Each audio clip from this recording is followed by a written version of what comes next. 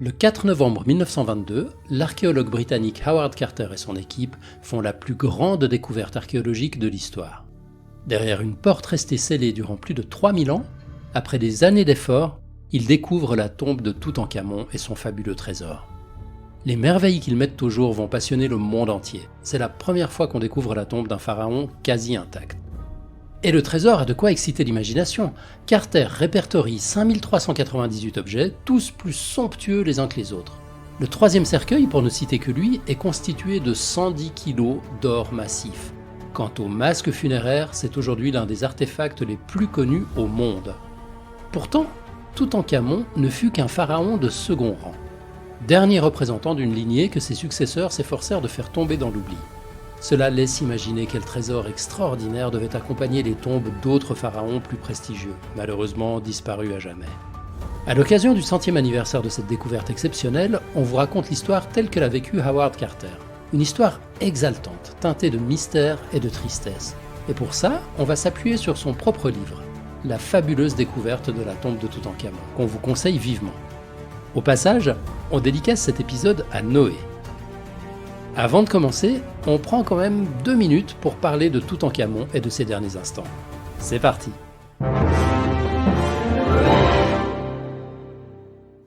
Il y a 3349 ans, Toutankhamon, un jeune monarque égyptien de 18 ans environ, rend son dernier souffle. Arrivé au pouvoir à 9 ans, il n'a pas vraiment eu le temps de régner. Le grand vizir Haïi et le général Horemheb, qui lui succéderont d'ailleurs sur le trône, tirent les ficelles. Toutankhamon a quand même le temps d'épouser sa demi-sœur, un classique chez les pharaons, et de rétablir le culte d'Amon, dont son père, Akhenaton l'hérétique, s'était détourné. Il mène aussi de grands travaux de restauration, en particulier sur les temples abandonnés. Les causes de sa mort ne sont pas connues avec certitude. Une mauvaise chute, un accident de char, une gifle de Will Smith. Tout ce que l'on sait, c'est qu'il est mort peu après s'être cassé la jambe, car celle-ci porte les traces d'une cicatrisation inachevée. Côté physique, Toutankhamon est plus ou moins le contraire de Chris Hemsworth. Mal fichu, moche, boiteux à cause d'un pied beau, il a de larges hanches féminines et comme de petits seins à cause d'un développement excessif de glandes mammaires. Il faut dire que sa mère est apparentée à son père, c'est probablement sa sœur. En plus de ses handicaps physiques, le jeune roi souffre du paludisme ainsi que de la maladie de Köhler qui s'attaque aux os du pied. Bref, il cumule les infirmités et les pathologies comme Chirac les condamnations. Mangez des pommes. Tout ça pour vous dire que lorsqu'il se pète la jambe et développe une infection, sa santé est déjà aussi pourrie que la fin de carrière de Luc Besson et il ne fait pas long feu. Mais même il y a 3000 ans, mourir à 19 ans c'est jeune. Et sa mort prend tout le monde de court. Forcément sa tombe n'est pas prête, alors pendant que les prêtres préparent l'embaumement, les ouvriers travaillent sur une autre tombe aux dimensions modestes, celle initialement destinée au grand vizir Haïi qui lui succédera. Dans l'atelier d'embaumement, les prêtres effectuent les rites ancestraux. Récitation de prières et formules magiques, extraction des organes internes, assèchement du corps, battle de hip-hop, etc. Entre les bandelettes, ils insèrent des objets précieux, dont le célèbre poignard en fer de météorite, avant de recouvrir le visage d'un masque funéraire. 70 jours plus tard, Toutankhamon est aussi sec qu'un saucisson à l'ail et il est inhumé au milieu de son trésor, dont on parlera plus en détail un peu plus tard, dans la célèbre vallée des rois. Les portes de sa tombe sont scellées, et le pharaon Dieu peut tranquillement entamer son voyage dans l'au-delà. Enfin, pas si tranquillement que ça en fait. Eh oui, on a mis un bruit de disque qui déraille. À l'époque de Toutankhamon, le pillage des tombes, royales ou non, est une institution, malgré les précautions prises pour tenter de les préserver. Garde, entrée bouchée, faux passage, porte secrète, porte des étoiles, recaptcha, etc. La tombe de Toutankhamon, plus petite et un peu à l'écart, attise un peu moins les convoitises, mais elle est quand même pillée 2 fois, peu de temps après l'inhumation. Ce qui va se passer dans les décennies qui suivent tient plus ou moins du miracle. Aussi incroyable que cela puisse paraître, la tombe et son trésor tombent peu à peu dans l'oubli. La 18e dynastie touche à sa fin et les nouveaux pharaons vont tout faire pour effacer leurs prédécesseurs de l'histoire. La tombe de Toutankhamon est ensevelie sous les déblais, puis sous les dépôts des inondations successives. Plus tard, son entrée, désormais invisible, sert de fondation aux cabanes d'ouvriers travaillant sur d'autres tombes. Il est fort probable qu'à ce moment, la tombe et surtout son fabuleux trésor sont oubliés de tous. À la fin de la 20e dynastie, les pharaons abandonnent la vallée des rois. Les momies et les objets de valeur ayant survécu au pillage sont rassemblés dans 2 grandes caches. Mais Toutankhamon, dont plus personne ne connaît l'existence, reste sagement dans sa tombe. Dans les 3000 ans qui suivent, la vallée des rois n'est pas complètement oubliée. Elle est visitée, habitée et partiellement pillée par des voyageurs, des nomades, des touristes ou des bandits. L'exploration moderne de la vallée des rois débute au XVIIIe siècle. Dans la première moitié du XIXe siècle, les archéologues européens se mettent à extraire les trésors avec une éthique à géométrie variable. Quelques décennies plus tard, en 1914, George Herbert, alias Lord Carnarvon, un Anglais richissime qui pratique l'égyptologie en guise de hobby, rachète à l'Américain Theodore Davis une concession déjà fouillée de long en large.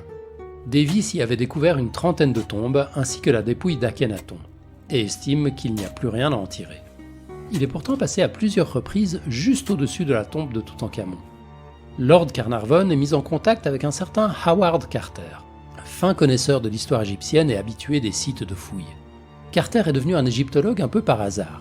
En 1891, alors qu'il n'a que 17 ans, il est engagé comme dessinateur dans l'équipe de Flinders Petrie, pionnier de l'égyptologie moderne. À ses côtés, il participe à une expédition de 6 ans, durant laquelle Petrie va lui transmettre sa passion, mais aussi sa rigueur scientifique. C'est grâce à lui que Carter devient un véritable archéologue. Mais revenons en 1914. Très vite, Carnarvon et Carter se mettent en tête de trouver une tombe, et pas n'importe laquelle, celle de Toutankhamon, pharaon dont on ne sait pas grand-chose et dont la tombe reste introuvable alors que celles de ses prédécesseurs et successeurs ont été retrouvées. Ils savent qu'un travail titanesque les attend, mais ont aussi une assez bonne idée d'où la tombe pourrait se trouver. À la fin de l'année, tout est prêt pour lancer les fouilles. Mais le cours de l'histoire en décide autrement. Le 28 juin 1914, un pharaon moderne, François-Ferdinand d'Autriche, est assassiné à Sarajevo. L'attentat précipite l'Europe dans la Première Guerre mondiale et Carter est mobilisé par le gouvernement britannique comme diplomate et interprète. Howard Carter doit attendre l'automne 1917 avant de pouvoir commencer. Lui et les ouvriers travaillent d'arrache-pied, dégageant des tonnes de gravats. Mais malgré quelques découvertes intéressantes, les résultats sont peu encourageants. Arrivé au pied de la tombe de Ramsès VI, Carter découvre des huttes d'ouvriers, ce qui indique généralement la proximité d'une tombe inexplorée. Malheureusement, l'accès à la tombe de Ramsès, attraction touristique majeure, ne peut être bloqué et ils doivent remettre l'exploration de cette zone à plus tard. Ils partent donc creuser aux alentours, durant plusieurs saisons. Après 6 saisons de fouilles, Carter et Carnarvon sont épuisés et découragés. Carnarvon est d'avis d'abandonner. Mais Carter est persuadé que la tombe de Toutankhamon est toute proche et qu'elle se situe sous les huttes d'ouvriers découvertes près de la tombe de Ramsès VI. Il convainc Carnarvon de financer une ultime campagne de fouilles en automne 1922, quitte à commencer très tôt, en coupant l'accès à la tombe de Ramsès lors de la saison basse. Au début du mois de novembre 1922, le travail de fouille reprend, exactement là où Carter avait dû s'interrompre quelques années plus tôt. Le travail avance vite et bien. Le 4 novembre, lorsque Carter arrive sur le site, un silence inhabituel règne sur le chantier. Il comprend que quelque chose d'important vient de se passer. Hussein Abdel Rassoul, un porteur d'eau, a découvert la première marche d'un escalier. Carter n'ose y croire. Est-ce enfin la découverte qu'il attend depuis si longtemps ? Le lendemain, les marches sont dégagées, une à une. L'escalier s'enfonce dans le sol. Au crépuscule, la 12e marche est dégagée, laissant apparaître le haut d'une porte dont les sceaux sont estompés et peu lisibles. Carter y décèle néanmoins le sceau de la nécropole royale, ce qui indique qu'il s'agit d'une tombe importante, laissée intacte depuis la mort de Ramsès VI, puisque depuis cette date, des baraquements d'ouvriers bouchent son entrée. Carter pratique un petit trou au-dessus de la porte et y introduit une torche. Le couloir a été volontairement obstrué par des gravats, preuve supplémentaire que la tombe est importante. Mais il est tard, et Carter, à regret, rebouche le trou et rentre chez lui à la lumière de la lune. Le 6 novembre, Carter envoie un télégramme à Lord Carnarvon, alors en Angleterre. « Merveilleuse découverte dans la vallée, tombe superbe avec sceau intact. Attends votre arrivée pour ouvrir. Félicitations !» Si Carter avait su ce qu'il attendait au fond du couloir, il n'aurait jamais pu patienter 3 semaines jusqu'à l'arrivée de Lord Carnarvon. Mais dans l'incertitude, Carter entreprend de protéger la tombe jusqu'à l'arrivée de son mécène. Carter passe les 2 semaines suivantes à préparer fébrilement la suite des opérations. Enfin, Carnarvon arrive à Luxor accompagné de sa fille Evelyn Herbert. Le lendemain, les fouilles reprennent. La totalité de la rampe d'escalier est rapidement dégagée et des sceaux apparaissent très lisiblement sur le bas de la porte scellée. il porte le nom de Toutankhamon. Malheureusement, des traces de maçonnerie sur la partie supérieure gauche de la porte et des sceaux brisés indiquent que la tombe a été pillée dès l'Antiquité. La tombe n'est pas vierge, mais on a pris soin d'y apposer de nouveaux sceaux. Il reste donc quelque chose à protéger. L'espoir est encore permis. Le 25 novembre, la première porte murée est ouverte. Le couloir sur lequel elle donne est entièrement bouché par des roches. On distingue les traces d'un tunnel creusé par une autre intrusion de pillards, grossièrement rebouché avec des pierres, ce qui douche un peu plus les espoirs de l'équipe. Après des années de déception, Carter se méfie. Une énième désillusion marquerait le terme de sa carrière.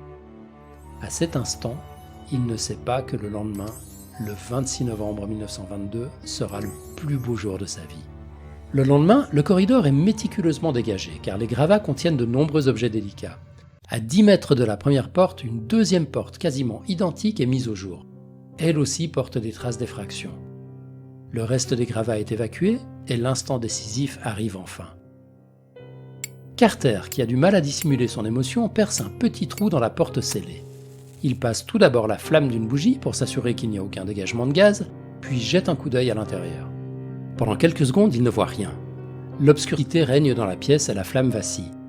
Puis au fur et à mesure que ses yeux s'habituent à la pénombre, il aperçoit des formes étranges, des animaux fantastiques, des statues, des meubles, des vases, et partout, absolument partout, le scintillement de l'or. La pièce est remplie, du sol au plafond, de trésors qui défient l'imagination. Happé par le spectacle, Carter en oublie ses compagnons qui s'impatientent. « Voyez-vous quelque chose » demande Carnarvon. « Oui, des merveilles » bredouille Carter. Carter et ses compagnons s'empressent d'ouvrir la porte et pénètrent dans la pièce. Il est évidemment impossible de retranscrire ce qu'ils ressentent à cet instant. Jamais personne depuis plus de 3000 ans n'a contemplé pareil spectacle. À la lueur de leurs torches, l'or étincelle et les statues projettent sur les murs des ombres terrifiantes. Mais dans cet amoncellement de trésors, ni sarcophage, ni momie. Il s'agirait donc bien d'une cachette et non d'une tombe, à moins que... En examinant plus attentivement l'espace encadré par les deux statues qui se font face, il remarque une autre porte scellée. Tout s'explique.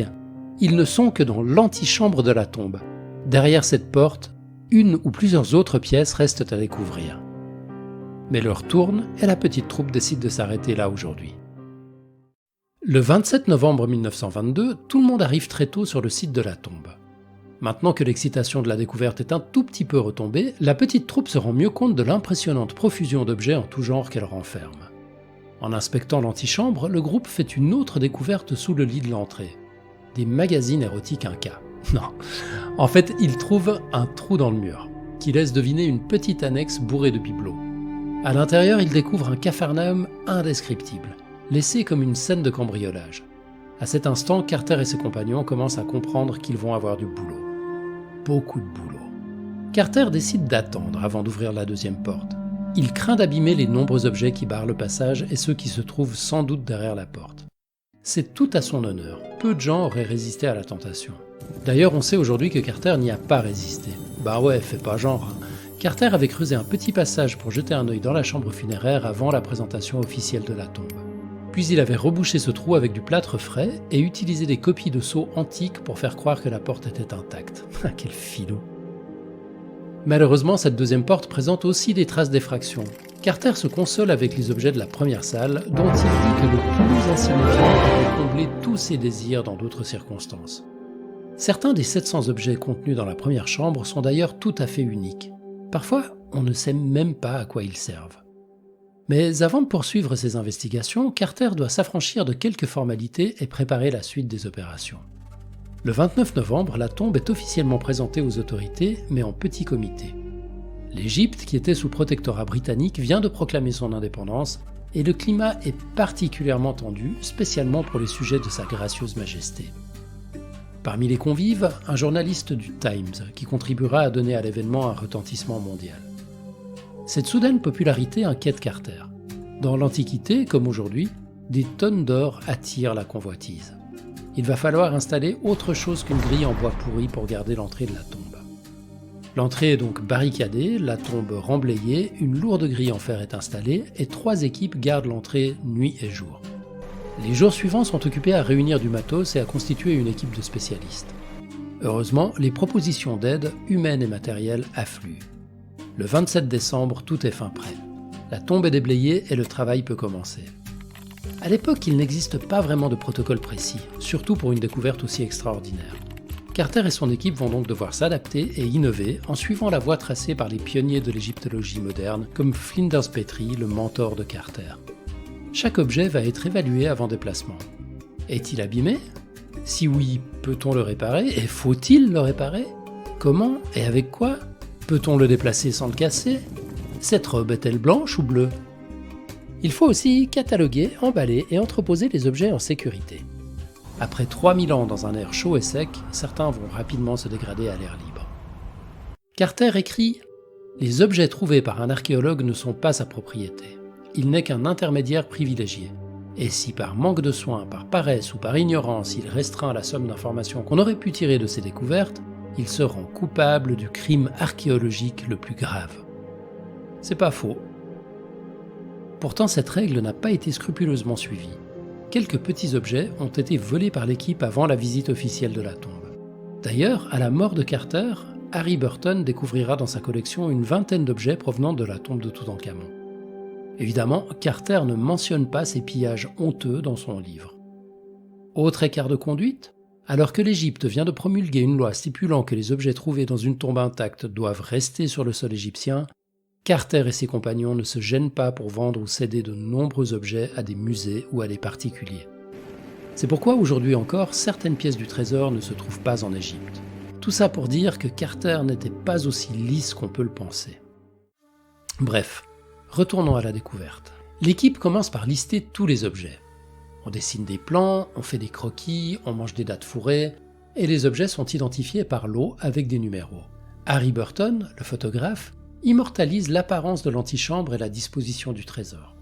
Il installe son labo photo dans une tombe vide non loin de là. Il faut aussi un endroit où entreposer et analyser les pièces du trésor au fur et à mesure qu'elles quittent la tombe. C'est la tombe de Séti II, non loin de là, qui servira de labo, dont l'entrée sera aussi protégée par une grille d'1,5 tonne. La tombe de Séti II est plus ou moins un long couloir, ce qui n'est pas super pratique, mais bon, on n'a rien sans rien. Pas de bras, pas de chocolat. Chaque objet est traité comme un joueur de foot brésilien vaguement bousculé, placé sur une civière rembourrée et fixé avec des bandages. Les civières sont ensuite acheminées, une fois par jour, jusqu'au labo, formant un convoi sous bonne escorte qui doit se frayer un chemin au travers d'une horde de curieux et de journalistes qui photographient sous tous les angles le moindre objet. Les objets les plus volumineux posent parfois de sérieux problèmes. Les lits, par exemple, ont été assemblés dans la tombe et sont bien trop grands pour passer par le couloir. Il faut donc les démonter avant de les faire sortir avec d'infinies précautions. Au cours de leurs investigations, l'inspecteur Carter et son équipe de détectives antiques en apprennent davantage sur les précédentes intrusions. La première a visiblement eu lieu presque immédiatement après la cérémonie. La seconde s'est faite quelques années plus tard par un petit tunnel. Les voleurs ont donc uniquement emporté des objets qu'ils pouvaient faire passer dans l'étroit conduit. Carter pense qu'ils ont été dérangés car ils semblent être repartis précipitamment. Après ce second pillage, la pièce a été rangée à l'arrache. Les meubles ont été poussés contre les murs et les objets et vêtements ont été fourrés n'importe comment, n'importe où. L'antichambre, telle que la découvre Carter, ressemble donc plus à une chambre d'ado qu'à une sépulture de roi. Les archéologues tombent aussi sur d'autres indices précieux. Certaines boîtes portent une liste de leur contenu. Ces listes permettent de vérifier l'étendue des pillages. Une boîte seulement contient tous les objets de sa liste. Au moins, ces listes permettent de remettre dans leurs boîtes respectives les dizaines d'objets qui jonchent le sol. En travaillant sans relâche, il faut 7 semaines pour vider entièrement l'antichambre. Dans son livre, Carter consacre une partie à la couverture médiatique de la découverte. Avant celle-ci, l'égyptologie faisait rarement la une des journaux. Désormais, les égyptologues sont traités comme des célébrités. L'équipe reçoit des milliers de lettres d'admirateurs, des sollicitations, des conseils ésotériques, ainsi qu'une demande d'ajout d'amis de la part de Manuel Valls. Chaque jour, des centaines de curieux s'amassent autour du site et Carter et ses compagnons passent énormément de temps à répondre aux questions. Écoutez, laissez la police faire son travail. Dès que j'aurai de plus amples informations, croyez bien que vous en serez les premiers informés.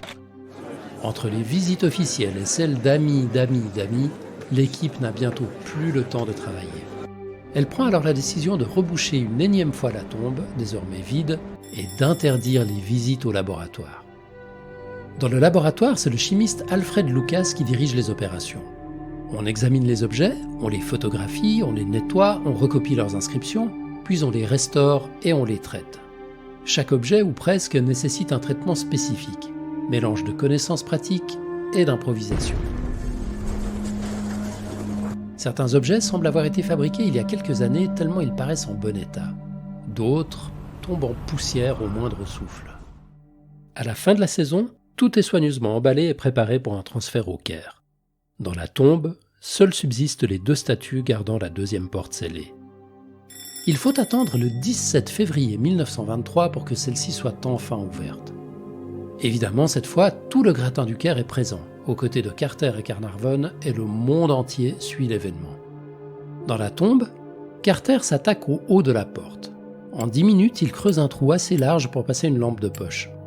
Avec la même émotion que l'année précédente, il jette un coup d'œil par le trou. Mais le spectacle est bien différent cette fois. Carter ne voit qu'un mur. Un mur en or. Carter s'empresse d'élargir le trou. Le mystère du mur d'or s'éclaircit. Une immense chapelle dorée barre le passage, occupant tout l'espace de la pièce. 2 heures plus tard, Carter pénètre enfin dans la chambre. Celle-ci est située en contrebas et ses murs sont peints de dessins aux couleurs vives réalisés à la hâte. La chapelle dorée est immense. Elle mesure 5 mètres de long, 3,30 m de large, 2,70 m de haut, ce qui fait un volume de 44,55 m3 ou 2,3 de par Dieu. Elle est absolument splendide. C'est donc bien une chambre funéraire. Et dans cette chapelle, Carter est assuré de trouver le sarcophage de Toutankhamon. Carter poursuit l'exploration. La chambre funéraire contient elle aussi des centaines d'objets magnifiques. Mais les archéologues ne sont pas au bout de leur surprise. À droite, une entrée basse, sans porte, donne sur une 3e pièce, dont le contenu surpasse tout ce qu'ils ont vu jusqu'ici. Carter écrit « Un seul coup d'œil suffit à nous faire comprendre que c'était elle qui renfermait les véritables trésors de la tombe. » Les archéologues sont muets d'admiration. Un coffre monumental, entièrement recouvert d'or et surmonté d'une frise de cobra sacré, fait face à la porte. Près de l'entrée trône la statue d'Anubis sur son naos. La pièce est parfaitement ordonnée. Elle renferme des dizaines de coffres et de tabernacle. Un seul coffre semble avoir été fouillé. Un seul coffre semble avoir été fouillé.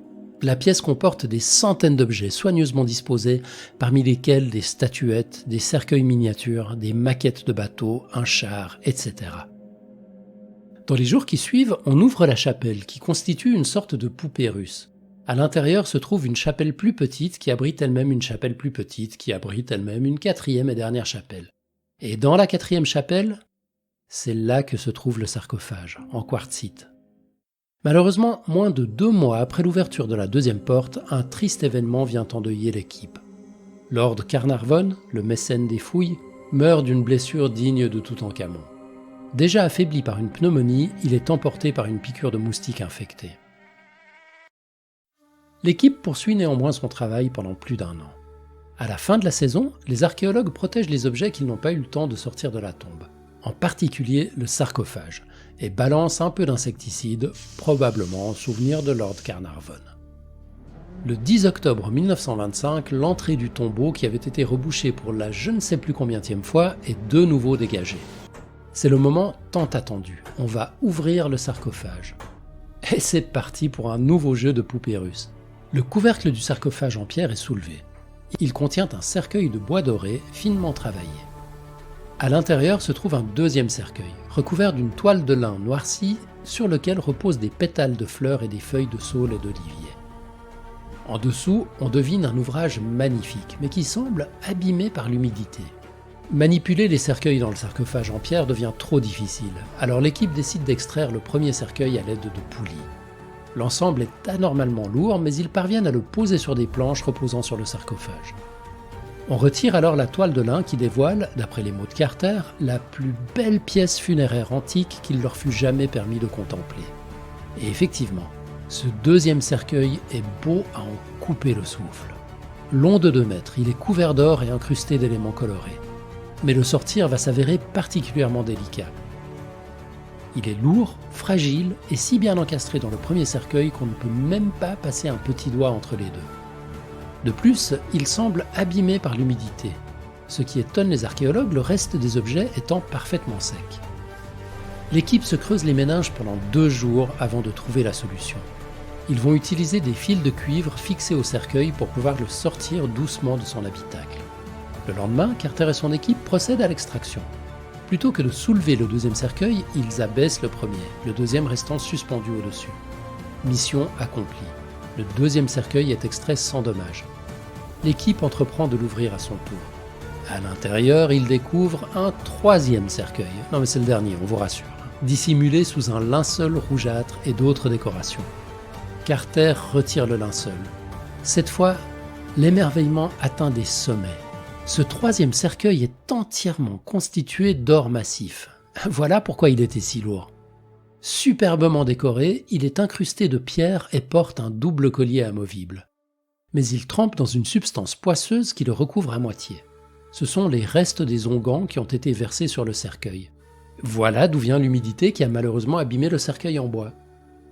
Cette substance forme une sorte de colle visqueuse, parfois dure, parfois molle, qui dégage encore une odeur plaisante, mais qui rend l'extraction du cercueil en or particulièrement difficile. Comme toujours, l'équipe finit par trouver une solution. Et après nettoyage et traitement, l'équipe en vient à l'ultime étape, l'ouverture du dernier cercueil. Avec une indicible émotion, l'équipe découvre enfin la momie de Toutankhamon. Le corps est soigneusement enveloppé dans des bandelettes de lin enrichies d'ornements et repose les bras croisés sur la poitrine. La tête et les épaules sont recouvertes par le célébrissime masque d'or funéraire. Il tient entre ses mains le fouet et la crosse, emblème de la royauté, ainsi qu'un petit scarabée rituel. Retirer le masque s'avère extrêmement complexe, mais l'équipe s'en sort avec brio. L'épopée archéologique s'achève avec l'extraction du lit de bois doré décoré de têtes de lion, qui se trouvait tout au fond du sarcophage en pierre. Celui-ci a soutenu durant 30 siècles les 1250 kg de cercueil et il est encore parfaitement intact aujourd'hui.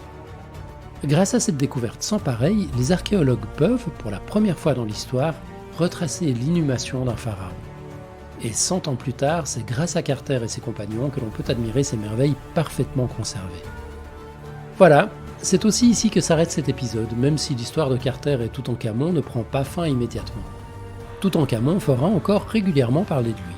Quant à Carter, il travaillera encore une dizaine d'années sur la tombe de Toutankhamon avant de prendre une sorte de semi-retraite tout en continuant à se passionner pour l'égyptologie jusqu'à la fin de sa vie.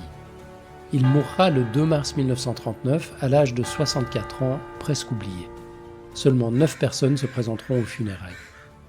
L'épitaphe de sa tombe est une citation funéraire empruntée à Toutankhamon. « Puisse ton esprit vivre, puisses-tu passer des millions d'années, toi qui aimes Thèbes, assis face au vent du nord et tes yeux contemplant le bonheur. Ô nuit, déploie tes ailes sur moi, telles les étoiles éternelles. »